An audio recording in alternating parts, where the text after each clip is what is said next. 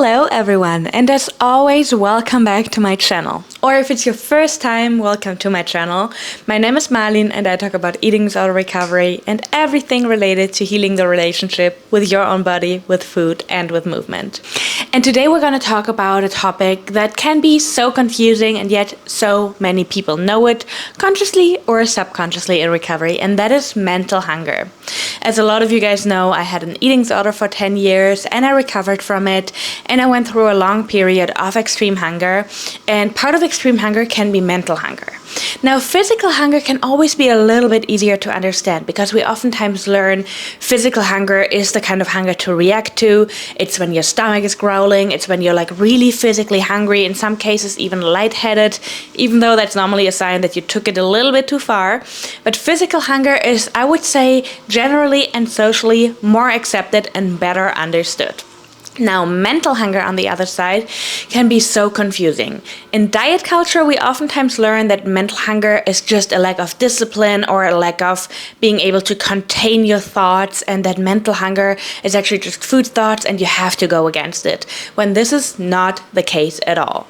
Let's talk about the reasons for mental hunger first and how you know if it's really mental hunger or if you're just greedy or thinking about food all the time, if you're distracted or bored, and all the other things that we oftentimes hear in combination with mental hunger. Now, the main reason for mental hunger is that the body oftentimes, after a period of restriction or after a lot of dieting, doesn't feel safe enough to send out physical hunger cues. One of the reasons for that is that your metabolism is adapting when you're not eating enough, and that is actually happening very quickly. Quick side note here, your metabolism is never broken. Your metabolism is adapting. That means that when you come out of that restriction period, your metabolism will adapt again and will speed up again, but only if the body feels safe enough to do so.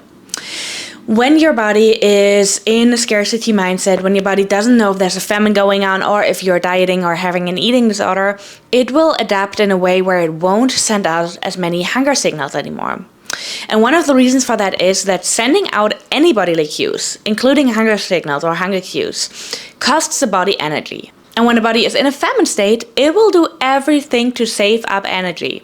So one of the main reasons is that the body doesn't want to send out hunger cues, waste some energy on that, when then there's no food around. Because again, the body thinks it's in a famine. So it can take a while until the body learns that it's safe again and until those hunger cues return.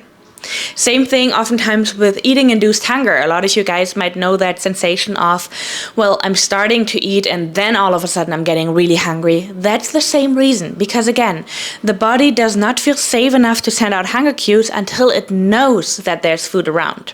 And so eating-induced hunger can be another sign of the body is still in this famine state. The body is still not feeling safe enough. Another thing that people oftentimes forget is that hunger is not only fullness or an empty stomach.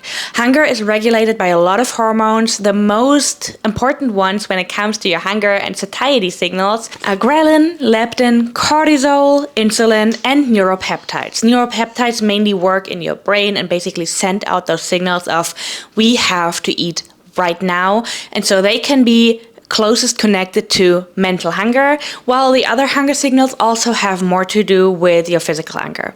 Especially ghrelin and leptin, but also insulin and cortisol also have a lot to do with starvation, because when the body is starved too long, when the body did not get enough energy, and also when the body fat percentage is too low, those hormones can get out of whack. But back to mental hunger. Now that you learned why the body might not send out physical hunger cues all the time, it might explain a little bit better why it's going to use mental hunger to make you eat. Again, the body feels like it's in a completely famine. It feels like it's in a scarcity. The body does not feel safe. And so it will make sure as soon as you start to eat again, so as soon as you enter recovery or as soon as you get out of a diet cycle, the body will make sure that you're eating enough. And in some cases, that might not be so much with physical hunger cues, but more with the mental hunger cues. That means the body will hyper focus on food. It will be super, super hard to think about anything else else than food, and a lot of people actually know that sensation even from the eating disorders. Some people don't, and this is actually something that can be super confusing. I, for instance, thought a lot about food, about movement, about my body, about everything related to the eating disorder, and so it felt like my brain was filled up with those thoughts, and I had a really hard time even imagining what life without an eating disorder could look like, because again, I only knew my brain filled up with those thoughts. Some people also experience the opposite, and they don't really think about food a lot when they're in their eating disorder, because it's basically the shutdown topic. It's the topic that we don't have access to anyway, so we're not going to think about it. Either way, for most people, when they enter recovery, they will have a huge food focus. Some people also talk about food noise. Now, food noise in diet culture is oftentimes unfairly judged. Oftentimes it's like, oh, food noise is a bad thing. That means that you have to distract yourself. That means that you have to be more disciplined. When actually food noise in a lot of cases can actually mean that your body just needs more food. Now, when it gets really tricky is when you feel physically full, maybe even physically sick already because you've eaten so much, which is extremely normal in eating disorder recovery, especially when you're going through extreme hunger, but your mental hunger is still screaming. And I definitely experienced that. I oftentimes felt physically full. I ate a lot of chocolate, a lot of the things that I would not allow myself to eat when I had my eating disorder. And so I would kind of like fill up on those things. And again, this is without any judgment. This is really not a bad thing at all. But mentally, my brain was still screaming at me. And now we oftentimes say that it's really important to listen to mental and physical hunger, and I actually stand by that. But of course, there will be situations where you feel physically unable to eat anymore, and that can be really nerve-wracking, because then you feel like, oh, am I doing something wrong if I'm not listening to the mental hunger? But physically, I'm so full, and I don't want to overdo it. And so I just want to let you know that these situations can be very common in recovery, and they don't mean that you're doing anything wrong. Now let's talk a little bit about how does mental hunger present itself, and how do I know if it's really mental hunger or not? Well, the short and easy answer is, especially when you're coming out of dieting or an eating disorder, if you doubt it, it is mental hunger. If you think about food, it's mental hunger. If you think about if it's mental hunger or not, it's mental hunger. And I know it might sound extreme for some folks, but it's really the truth.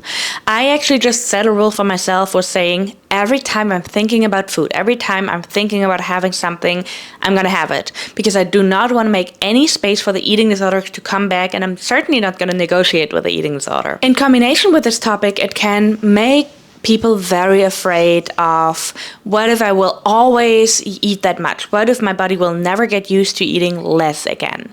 Well, first of all, I personally am a person, I do like to eat a lot, and my body needs a lot of food, and I don't think that's a bad thing. So of course we have to unwire that thought of eating more or eating quote unquote a lot as a bad thing, because oftentimes it's simply what our bodies need. And on the other hand, there is so much more to that, and I'm actually going to make another video about that, so stay tuned for that. And as always, let me know in the comments if this was helpful, let me know your thoughts, and also which other topics you would like me to make a video about, and I will see you in the next one.